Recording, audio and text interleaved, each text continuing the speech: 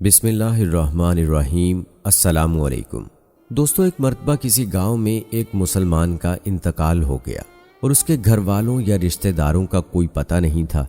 اور جب کسی مسلمان کا انتقال ہو جائے اور حالات ایسے بن جائیں کہ اس کے گھر والوں میں کوئی بھی موجود نہ ہو، اس کے رشتہ داروں کے بارے میں پتہ نہ ہو، تو ایسے میں گاؤں والے اور آس پاس کے لوگ یہ ذمہ داری سنبھال لیتے ہیں کہ اس دنیا کو چھوڑ کر جانے والے کو ہم غسل دیں گے اور اس کو دفنانے کا بھی انتظام کریں گے۔ اسی طرح دوستو، جب ایک مسلمان شخص کا انتقال ہوا تو اس کے گھر میں کوئی بھی ایسا موجود نہیں تھا جو اس کو دفنانے کا انتظام کرتا۔ اس لیے گاؤں والوں نے یہ ذمہ لیا کہ اس مسلمان کو غسل دیا جائے گا۔ غسل کے بعد جس طرح جنازے کی تیاری کی جاتی ہے، بالکل اسی طرح اس مسلمان بھائی کے جنازے کی بھی تیاری کی جانے لگی، اور پھر نماز جنازے کا اعلان ہوا اور آخرکار محلے والے اور تمام گاؤں والے میت لے کر قبرستان پہنچ گئے۔ قبرستان پہنچ کر اس شخص کی نماز جنازہ ادا کی گئی اور قبر کھودنے کا کام شروع ہو گیا۔ دوستو، قبرستان کے حوالے سے ہم جانتے ہیں کہ اکثر قبریں بہت پرانی ہو جاتی ہیں، یہاں تک کہ ان کا نشان بھی باقی نہیں رہتا۔ اس مسلمان کی قبر بھی ایسی ہی کسی پرانی قبر کے برابر میں کھودی جا رہی تھی، اور جب اس کی قبر کھودی جا رہی تھی تو برابر والی قبر کمزور ہونے کی وجہ سے زمین میں بیٹھ گئی، جس کی وجہ سے قبر میں موجود مردے کے پاؤں نظر آنے لگے۔ اور جو لوگ اس نئی قبر کو کھود رہے تھے، انہوں نے جب اس پرانی قبر میں دیکھا تو وہ خوش ہو گئے اور مسکرانے لگے۔ دوستو، انہوں نے دیکھا کہ اس قبر کے اندر گلاب کے پھول کھل رہے تھے۔ یہ دیکھ کر لوگ حیران رہ گئے، کیونکہ اس سے پہلے کئی قبریں دیکھی ہیں جن کے اوپر پھول اور درخت نظر آتے ہیں، اور درختوں کے سائے میں بھی ہم نے بہت سی قبریں دیکھی ہیں، لیکن قبر کے اندر کبھی پھول لگے ہوئے نہیں دیکھے۔ اس منظر کو دیکھنے کے بعد لوگوں نے یہ فیصلہ کیا کہ یہ قبر آدھی تو کھل ہی چکی ہے، کیوں نہ اس کو اچھی طرح سے دوبارہ تعمیر کر دیا جائے۔ دوستو، جب ان لوگوں نے خوب اچھے سے غور و فکر کیا اور قریب سے دیکھا تو انہیں معلوم ہوا کہ اس قبر میں سے بہت اچھی خوشبو آ رہی ہے، اور یہ خوشبو اتنی اچھی تھی کہ اس کو سونگھ کر ہر کوئی مدہوش ہو رہا تھا۔ گاؤں والوں نے جب یہ دیکھا کہ یہ قبر تو بہت پرانی ہے، لیکن اس کے باوجود مردے کا جسم بالکل صحیح سلامت ہے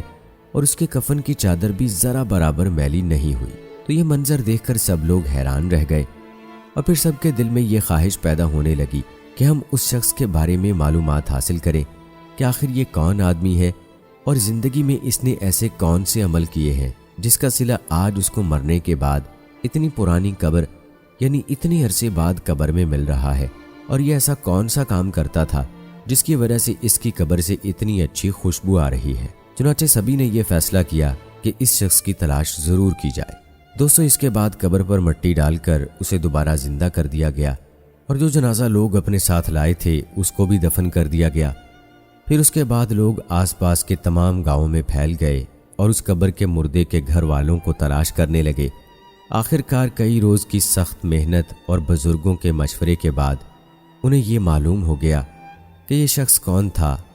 اب لوگ اکٹھے ہو کر اس کے گھر پہنچ گئے جہاں وہ شخص کبھی رہا کرتا تھا۔ دوستو، بظاہر تو گھر دیکھنے میں بہت پرانا لگ رہا تھا، اور گھر کو دیکھ کر یہ نہیں لگتا تھا کہ یہاں کوئی رہتا ہوگا۔ لوگ اس گھر کا دروازہ کھٹکھٹانے لگے، جس کے بعد اندر سے بہت کمزور سی آواز آئی کہ دروازہ کھلا ہے، آ جاؤ۔ گاؤں والے مل کر گھر میں داخل ہوئے، اور جب وہ گھر میں انٹر ہوئے تو کیا دیکھتے ہیں کہ اس گھر میں ایک بہت کمزور عورت مقیم ہے، جس کی عمر بہت زیادہ ہو چکی ہے اور اس کا جسم انتہائی کمزور ہو چکا ہے۔ چنانچہ یہ لوگ اس کے پاس پہنچے اور سوال کرنے لگے کہ فلاں قبرستان میں اس جگہ پر ایک قبر ہے، اور بتایا گیا ہے کہ اس قبر کا تعلق آپ کے گھر سے ہے، تو کیا آپ ہمیں بتا سکتی ہیں کہ وہ قبر کس کی ہے؟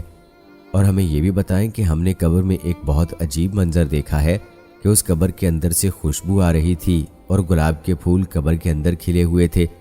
اور یہاں تک کہ قبر کے مردے کا جسم بالکل صحیح سلامت تھا اور اس کا کفن تک میلا نہیں ہوا۔ آخر وہ کون شخص تھا؟ یہ سن کر وہ بوڑھی عورت ایک لمحے کے لیے خاموش ہو گئی، اور پھر کہنے لگی کہ جس قبر کا تم ذکر کر رہے ہو وہ میرے شوہر کی قبر ہے۔ جوانی میں ہی اس کا انتقال ہو گیا تھا اور وہ مجھے چھوڑ کر چلا گیا تھا۔ لوگ سوال کرتے ہیں کہ آخر آپ کے شوہر ایسا کون سا عمل کرتے تھے کہ آج بھی ان کا جسم بالکل صحیح سلامت ہے اور قبر میں سے خوشبو اٹھ رہی ہے؟ وہ عورت کہنے لگی، مجھے زیادہ تو نہیں یاد، کیونکہ میری یادداشت بہت کمزور ہو چکی ہے، لیکن ہاں، ایک ایسا عمل ضرور تھا جو مجھے آج بھی یاد ہے۔ اور میرے شوہر روزانہ وہ عمل دہرایا کرتے تھے۔ وہ عمل یہ تھا کہ میرے شوہر جب روزانہ صبح فجر کی نماز ادا کرنے مسجد میں جاتے تو وہ یہ دیکھتے تھے کہ لوگ نماز کے بعد قرآن پاک کی تلاوت کرنے کے لیے مسجد میں بیٹھ جاتے ہیں اور وہاں بیٹھ کر قرآن پاک کی تلاوت کرتے ہیں، لیکن میرے شوہر کو قرآن پاک پڑھنا نہیں آتا تھا اور وہ اس بات پر بہت غمگین ہوتے تھے اور رونے کی حالت میں گھر آ کر کہتے تھے کہ میں کتنا بد نصیب ہوں، مجھے قرآن پاک بھی پڑھنا نہیں آتا۔ ہاں، وہ گھر میں رکھے قرآن پاک کو ادب سے چوم کر اپنے سینے سے لگاتے، جس پر ان کی آنکھوں سے آنسو جاری ہو جاتے تھے، اور قرآن پاک کو کھول کر جو آیت ان کے سامنے آتی وہ اس پر اپنی انگلی پھیرتے اور کہتے کہ اے اللہ، تو نے اس کتاب میں جو کہا ہے وہ حق ہے اور تو سب سے بڑا سچا اور تیری کتاب سچی ہے۔ وہ کافی دیر تک مختلف آیتوں پر ہاتھ پھیر کر یہی الفاظ دہراتے تھے اور ان کے آنسو لگاتار بہتے رہتے۔ اس کے بعد وہ قرآن پاک کو چوم کر اسے سینے سے لگاتے اور اس کو اپنی جگہ پر رکھ دیتے تھے، اور یہ کام میرے شوہر روزانہ کیا کرتے تھے۔ مجھے لگتا ہے کہ یہ وہی عمل ہے جس کی وجہ سے ان کی قبر سے خوشبو آ رہی ہے۔ دوستو، یہاں قرآن پاک سے محبت کی ایک چھوٹی سی مثال آپ کے سامنے پیش کی گئی ہے، لیکن بہت افسوس کے ساتھ کہنا پڑتا ہے کہ آج ہم میں بہت سارے ایسے لوگ ہیں جن کو قرآن پاک پڑھنا آتا ہے لیکن وہ پڑھتے نہیں ہیں۔ یہ تو ہم نے ایک ایسے شخص کا واقعہ آپ کو سنایا کہ جس کو قرآن پاک پڑھنا نہیں آتا تھا لیکن وہ صرف قرآن پاک کھولتا تھا۔ ہم میں سے بہت سارے ایسے گھر ہوں گے کہ جن میں ہم نے قرآن پاک رکھا تو ہوا ہے لیکن صرف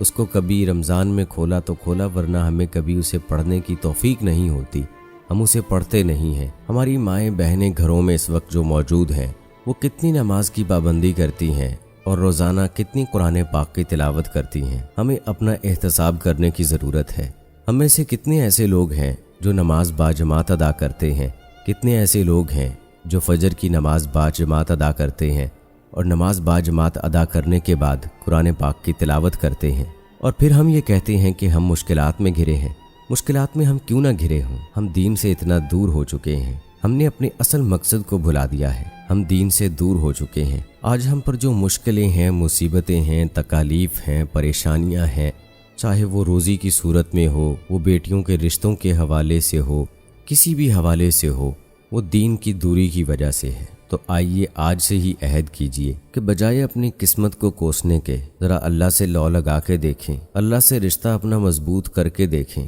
سجدوں میں اللہ سے مانگ کے دیکھیں، 5 وقت کی نماز ادا کریں، قرآن پاک کی باقاعدگی سے تلاوت کریں۔ انشاءاللہ تعالی ہماری تمام پریشانیاں، دکھ، تکالیف اور جتنی بھی مشکلات ہیں وہ سب دور ہو جائیں گی۔ اللہ تعالیٰ سے دعا ہے کہ اللہ تعالیٰ ہمیں ویسا بنا دے جیسا وہ چاہتا ہے، اور ہمیں ہمت اور حوصلہ دے اور ہمیں توفیق دے کہ ہمیں جس مقصد کے لیے اس نے پیدا کیا ہے ہم اس مقصد کو حاصل کرنے میں کامیاب ہو جائیں۔ آمین ثم آمین۔